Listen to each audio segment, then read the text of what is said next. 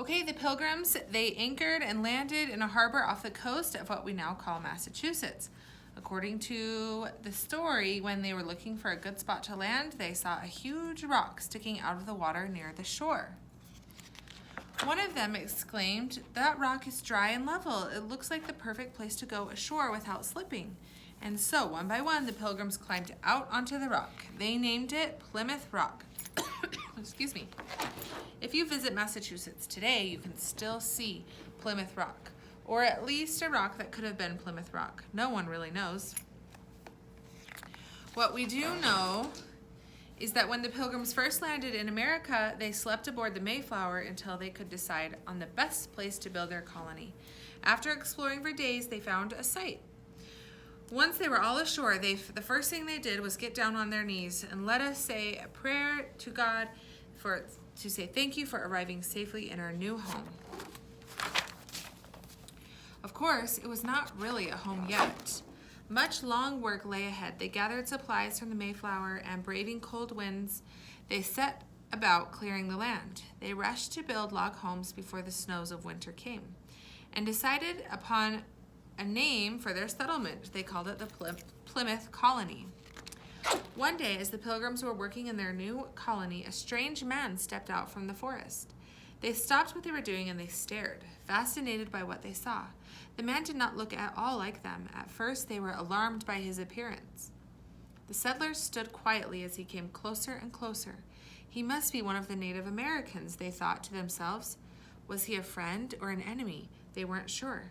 Then the stranger smiled. Suddenly, the sense of danger was gone. The man introduced himself as Samoset and told the colonists that he was a member of the Wampanoag tribe of Native Americans. A few days later, Samoset reappeared with the man who would turn out to be the Pilgrims' greatest friends. "I am Tisquantum," he told them. "I am of the Wampanoag people, and I have come to help you." He held out his hand in friendship to them, and one by one the colonists stepped forward to shake his hand. They did not know it, but life was about to get much, much easier. Tisquantum, or Squanto as he was called, was not the only Wampanoag who helped the Pilgrims. The Wampanoag chief became a great and important friend to the colonists. The chief's name was Massasoit. Massasoit gave the colonists his words that the Wampanoag tribe would gladly share their land as long as the colonists took care of it. We will teach you how to live in harmony with nature, he told them. Being on friendly terms with the Wampanoag was very important to the Pilgrims' survival.